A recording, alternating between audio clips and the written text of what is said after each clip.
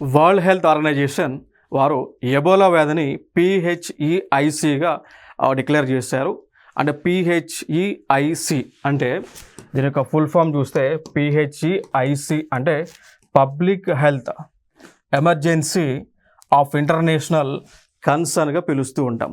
అంటే పిహెచ్ఈఐసి అనే ఇప్పుడు అంటామంటే ఒక వ్యాధి, ఆ వ్యాధి వల్ల ప్రపంచ దేశాల్లో మరణాలు అనేటువంటివి అనుకున్న దానికంటే ఎక్కువగా జరిగితే ఆ వ్యాధిని వరల్డ్ హెల్త్ ఆర్గనైజేషన్ ప్రపంచ ఆరోగ్య సంస్థ వాళ్ళు పిహెచ్ఈఐసిగా గుర్తిస్తారు అనమాట.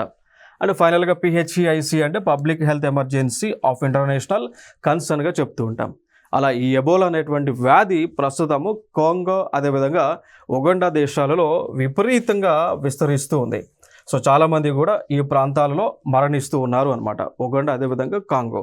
సో భారతదేశంలోకి అయితే ఇంకా రాలేదు, బట్ గతంలో భారతదేశంలో కూడా ఈ ఎబోలా వ్యాధి అనేటువంటిది వచ్చింది. బట్ ప్రస్తుతం అనేటువంటిది ఈ ఎబోలా వ్యాధి అనేటువంటిది ఈ రోజున భారతదేశంలో లేదు, ఈ దేశాల్లోనే ఉన్నాయి. సో సాధారణంగా ఈ ఎబోలా వ్యాధి అనేటువంటిది వచ్చినప్పుడు జనరల్గా ఇది వైరల్ ద్వారా వస్తుంది, హెవీ ఫీవర్ వస్తుంది. హెవీ ఫీవర్ తర్వాత మనుషులు అంటే లైక్ హెవీ ఫీవర్ వచ్చిన తర్వాత పల్స్ రేట్ తగ్గిపోయి మరణించడానికి ఛాన్సెస్ అనేటువంటి ఎక్కువగా ఉంటూ ఉంటాయి. ఓకేనా.